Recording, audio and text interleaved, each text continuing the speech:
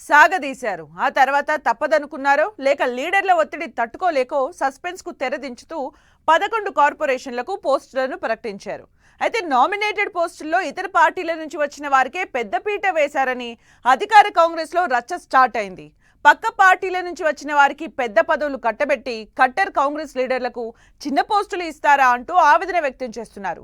పదవుల జాబితా చూడగానే పలువురు నేతలకు కళ్లల్లో నీళ్లు తిరిగినంత పనైందట.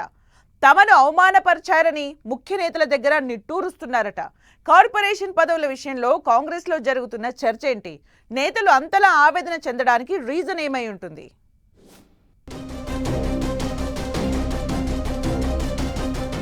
కాంగ్రెస్ పార్టీలో నామినేటెడ్ పదవుల చిచ్చు. 11 కుల కార్పొరేషన్ పోస్టుల భర్తీతో వార్ షురు. ఇతర పార్టీల నుంచి వచ్చిన వారికి పదవులు ఇచ్చారని ఆగ్రహం. పార్టీని నమ్ముకుని ఉంటే అవమానించారంటూ ఆవేదన. నామినేటెడ్ పదవుల భర్తీ అధికార కాంగ్రెస్ లో కొత్త వివాదానికి తెరతీసింది. పార్టీ అధికారంలోకి వచ్చి 2.5 అవుతున్నా పదవులు రావడం లేదని ఇన్నాళ్లు నిట్టూర్చారు. ముఖ్య నేతల మీద ఒత్తిడి పెట్టారు. ఇంతకాలం తర్వాత ఒక్కొక్కటిగా భర్తీ అవుతున్న పదవుల విషయంలో నేతలు తీవ్ర అసంతృప్తి వ్యక్తం చేస్తున్నారు. ఇన్ని రోజులు పదవులు ఇవ్వడం లేదని నిరాశ చెందిన హస్తం పార్టీ నేతలు పదవులు ఇవ్వగానే పంపకాల్లో అన్యాయం జరిగిందని వాయిస్ రేస్ చేస్తున్నారు. పార్టీ కోసం పనిచేసిన వారికి పదవులు ఇవ్వకుండా ఇటీవల పార్టీలోకి వచ్చిన వారికి అవకాశాలు ఇచ్చారని రగిలిపోతున్నారు. పార్టీ కోసం పవర్లోకి రావడం కోసం కష్టపడిన వాళ్లకు పదవులు వస్తాయనుకుంటే మళ్లీ అన్యాయం జరిగిందని కాంగ్రెస్ పెద్దలపై తీవ్ర అసంతృప్తి వ్యక్తం చేస్తున్నారట. తెలంగాణ ప్రభుత్వం లేటెస్ట్ గా 11 కుల సహకార సంస్థలకు చైర్మన్లు, వైస్ చైర్మన్లను, మరో 6 సంస్థలకు చైర్మన్లను మాత్రమే నియమించింది.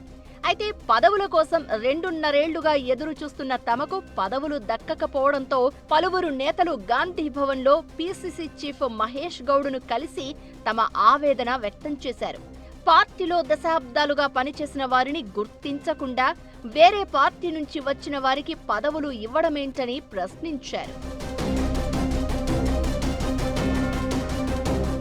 ప్రభుత్వం నియమించిన 11 కుల సహకార సంస్థలకు చైర్మన్లలో 6 బీఆర్ఎస్ నుంచి వచ్చిన వారే అని హస్తం పార్టీ నేతలు ఆరోపిస్తున్నారు. ఎన్నికలకు ముందు ఆ తర్వాత వచ్చిన పారాచూట్ నేతలకే పెద్దపీట వేశారని ఆవేదన వ్యక్తం చేస్తున్నారు. కొందరికి ఏకంగా డబుల్ బొనాంజా మాదిరిగా వరుసగా అవకాశాలిచ్చి పార్టీలో ముందు నుంచి ఉన్నవారికి మొండి చేయి చూపారని మండిపడుతున్నారు.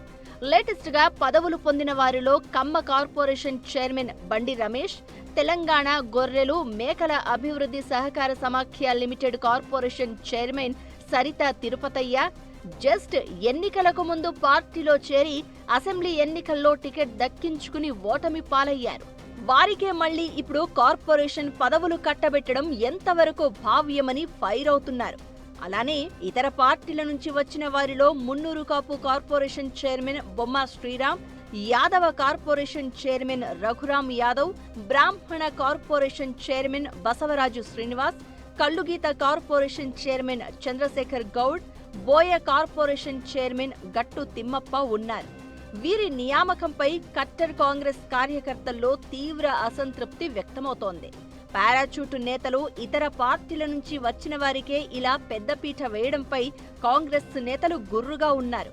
పదవి ఇవ్వకపోయినా బాగుండురు అని రాత్రి పగలు తేడా లేకుండా కష్టపడిన వారికి చిన్న పదవులు ఇచ్చి ఎన్నికల ముందు పార్టీలో చేరిన పారాచూట్ నేతలకు పెద్ద పదవులు కట్టబెట్టి అవమానపరిచారని పలువురు నేతలు అసహనం వ్యక్తం చేస్తున్నారు. ఈ జాబితా చూడగానే పలువురు వైస్ చైర్మన్లు గాంధీ భవన్లోనే కన్నీళ్లు కార్చి బయటకు వెళ్లిపోయారట. పార్టీలో ఆయా సామాజిక వర్గాల్లో సీనియర్, సిన్సియర్ నేతలు ఉన్నప్పటికీ వారిని కాదు అని పక్క పార్టీల నుంచి వచ్చిన వారికి పెద్దపీట వేయడంపై తీవ్ర అసహనం వ్యక్తం చేస్తున్నారు. మహిళా కమిషన్ విషయంలో కూడా కాంగ్రెస్ మహిళా విభాగం నేతలు తీవ్ర నిరసన వ్యక్తం చేస్తున్నారు. పార్టీలో మొదటి నుంచి పనిచేసిన వారికి ఛాన్స్ ఇవ్వకుండా ఇతర పార్టీల నుంచి వచ్చిన కొత్త వారికి అవకాశాలు ఇవ్వడమేంటని బహిరంగంగా విమర్శలు చేస్తున్నారు. 3 ఏళ్ల పదవీ కాలంతో నియమితురాలు కావాల్సిన మహిళా కమిషన్ చైర్మన్ పదవి నేరేళ్ల శారదకు 3 నాళ్ల ముచ్చటగానే మారింది. పార్టీ కోసం 25 ఏళ్లుగా కష్టపడ్డ మాజీ మహిళా కాంగ్రెస్ అధ్యక్షురాలికి తగిన గౌరవం ఇవ్వకపోవడం పైన విమర్శలు వ్యక్తమవుతున్నాయి. 2022లో క్యాబినెట్ ర్యాంకుతో 3 ఏళ్ల పదవీ కాలానికి సునీతా లక్ష్మారెడ్డికి మహిళా కమిషన్ చైర్మన్ పదవి కట్టబెట్టారు అప్పటి సీఎం కేసీఆర్. అయితే 2023 ఎన్నికల్లో ఆమె ఎమ్మెల్యేగా గెలవడంతో ఆ పదవి ఖాళీ అయింది. దీంతో మిగిలిన ఏడాదిన్నర కాలం మాత్రమే నేరేళ్ల శారదకు ఛాన్స్ దక్కింది. అది కూడా క్యాబినెట్ ర్యాంకు తొలగించి ఇచ్చారన్న విమర్శలు అప్పట్లోనే వచ్చాయి.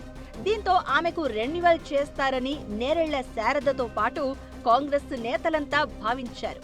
కానీ ఆమె ఆశలు ఆవిరయ్యాయి. ఇక మహిళా కాంగ్రెస్ మాజీ అధ్యక్షురాలు సునీతారావు, నేతలు రవళిరెడ్డి, ఇందిరా శోభన్ వంటి నేతలు ఉమెన్ కమిషన్ పోస్టు కోసం తీవ్రంగా పోటీపడ్డారు.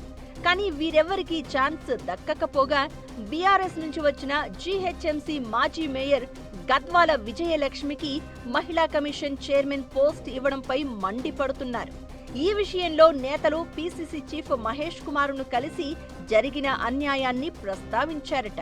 అయితే మహిళా కమిషన్ విషయంలో కొన్ని ప్రత్యేక పరిస్థితుల నేపథ్యంలో ఇవ్వాల్సి వచ్చింది అని సర్ది చెప్పారట. ఇలా కాంగ్రెస్ పదవుల పందెరం కొత్త పంచాయతీకి దారితీస్తోంది. పదవులతో కొందరు సంతృప్తి చెందగా మరికొందరు తీవ్ర అసహనం వ్యక్తం చేస్తున్నారు.